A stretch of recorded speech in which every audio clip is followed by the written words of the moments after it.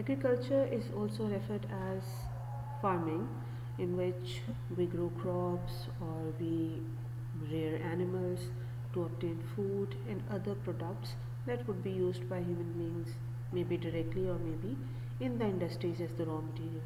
It could be generally divided into two types. The first one is arable farming, in which crop cultivation usually takes place.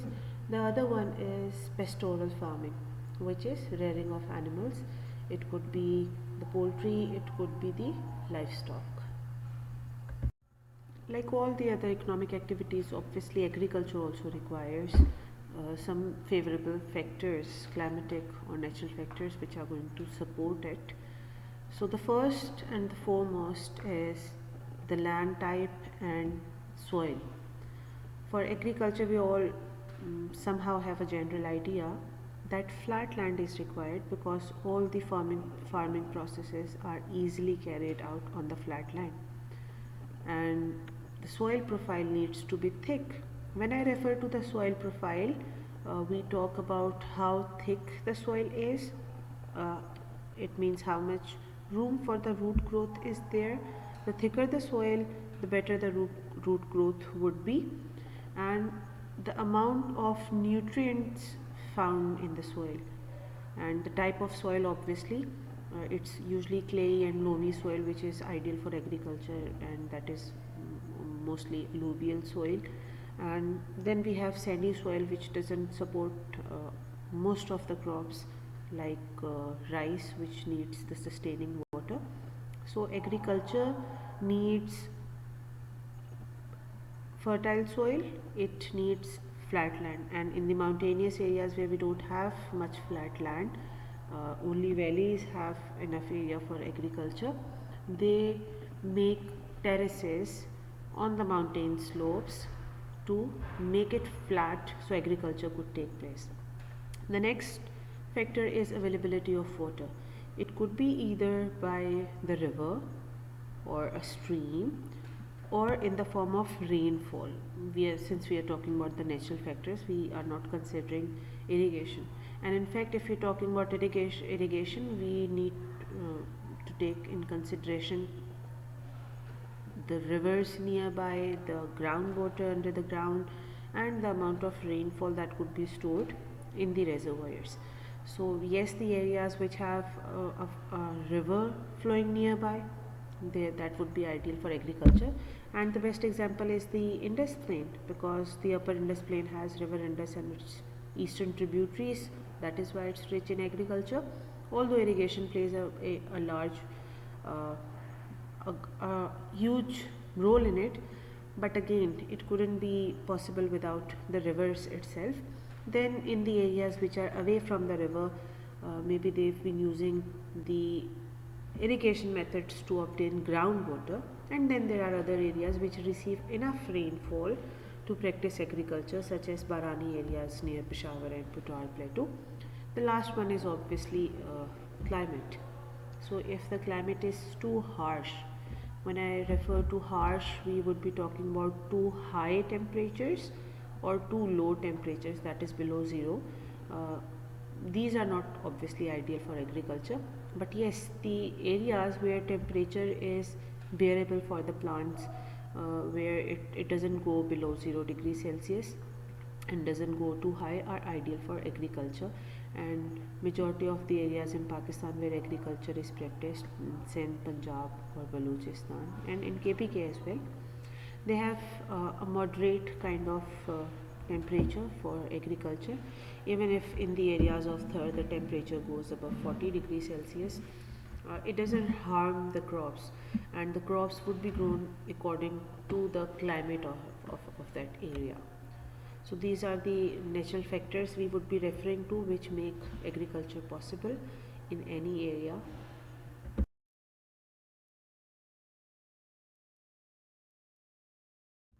So I have attached this map of the physical features of Pakistan, or topography map of Pakistan, and what you can see here is that most of the plain area towards eastern side of Pakistan, that is Punjab and Sindh plain, these are the flat areas, and these are also ideal for agriculture.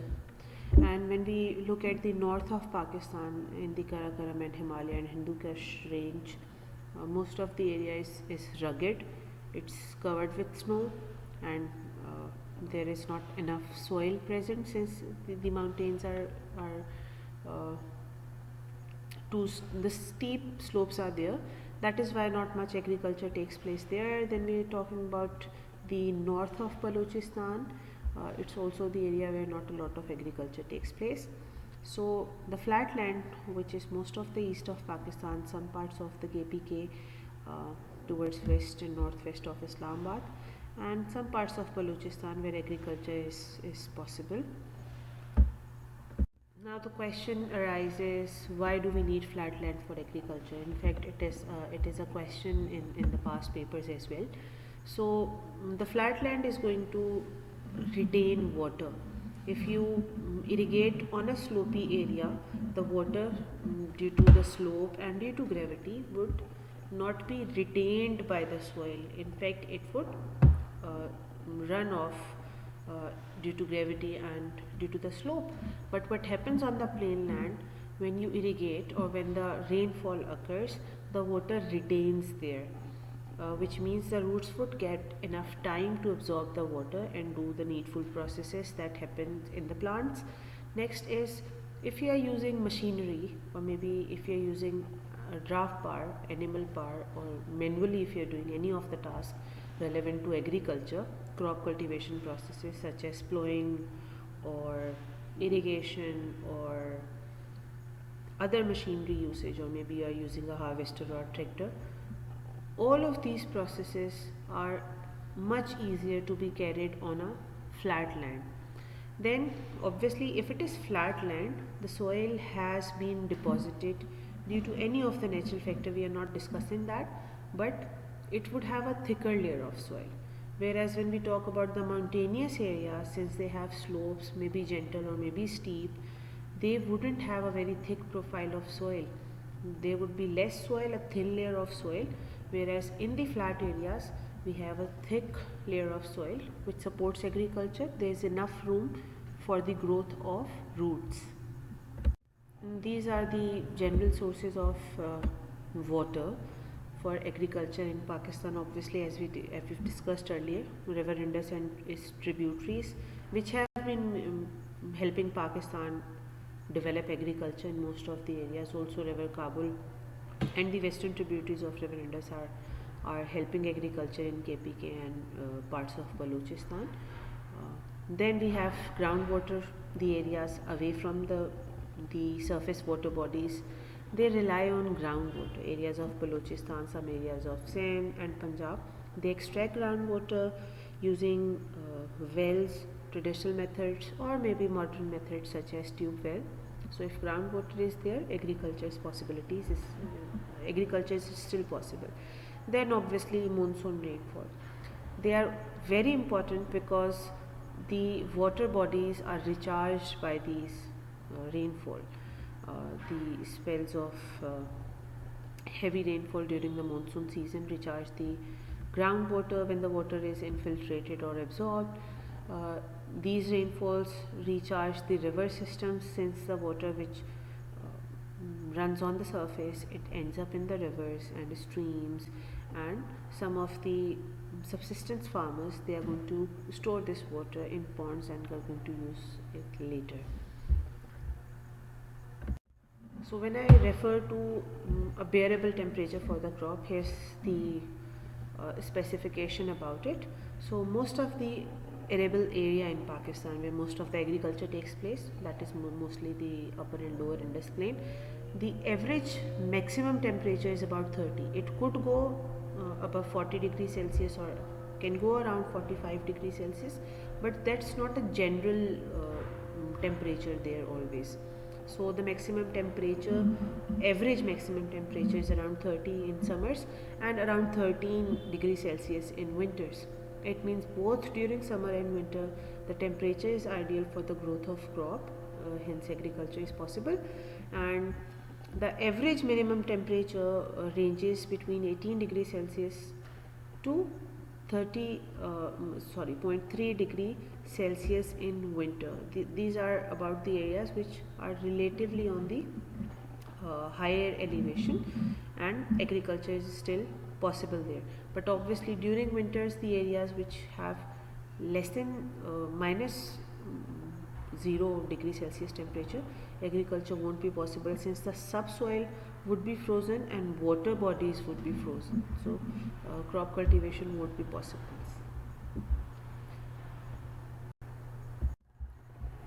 Talking about the human factors for agriculture which make Pakistan an agrarian country. Obviously, we have skilled labor, the people who've been living here. They have agriculture as their major economic activity since ages. Talk about the Indus Valley civilization, where agriculture was their major economic activity since they lived along the river Indus.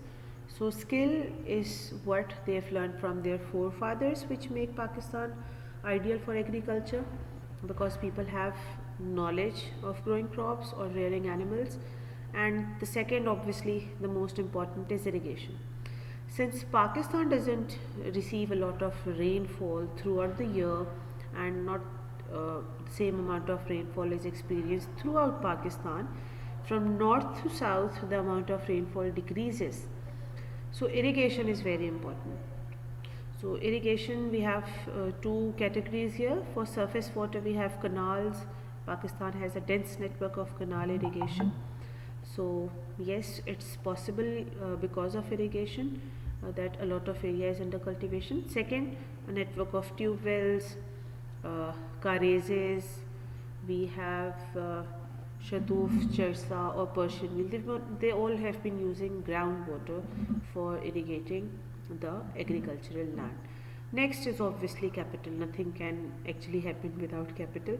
So if you need to buy seeds, if you need to buy machinery, if you need to buy uh, fertilizer or other equipment for your farm, you need to have a capital, a good amount of capital. So that's a major human factor. Next is government's policies. Now, since we are an agrarian country, government wants to increase the agricultural output, since most of our industries are dependent on agriculture, since such as cotton textile, which is the major industry of Pakistan. So government, what policies make agriculture a major economic activity? Government provides subsidies to the farmer, such as if you want to establish, if you want to install drip irrigation system in your farm, the government would bear half or more than half of the expense of that. This was a policy I can refer to, which was specifically for Punjab. The government of Punjab had introduced it. There are policies such as government giving high yielding varieties of seeds or hybrid varieties of seeds at a lower price, so the farmer may grow it and the yield would increase. Then there are research institute which research on new seeds, on new pesticides, on new fertilizers, obviously, that what works well in which type of climate and what type of soils. Then comes fertilizer. Obviously, when you've been cultivating the same piece of land for a very long period of time, and specifically when we talk about the Indus Plain, we grow two major crops a year, and the crops are constantly utilizing all the nutrients of the soil, and the soil is exhausted. So it means without fertilizer, without chemical fertilizers, or in fact we can talk about the natural fertilizers, the organic fertilizers, cow dung and rest of these, the soil wouldn't have enough nutrients if we are not providing the fertilizers. So yes, to make agriculture possible, fertilizers are extremely important. Next is pesticides and insecticides. Since the crops, like all other plants, would be affected by the pests, certain insects would attack them. So we need to keep them away to ensure that there is enough growth, there is enough output from the agriculture. So these pesticides and insecticides are important. Last is machinery. Now we need to understand is machinery doesn't increase the yield, it increases the area. So if we are using machinery, we can cultivate a larger area and hence increase the output. So use of tractors, use of harvesters, cotton picking machines, threshers, they have all increased the uh, efficiency. They have made the processes efficient and hence helped increase the cultivable area. So these are the favorable factors for agriculture that make Pakistan an agrarian country.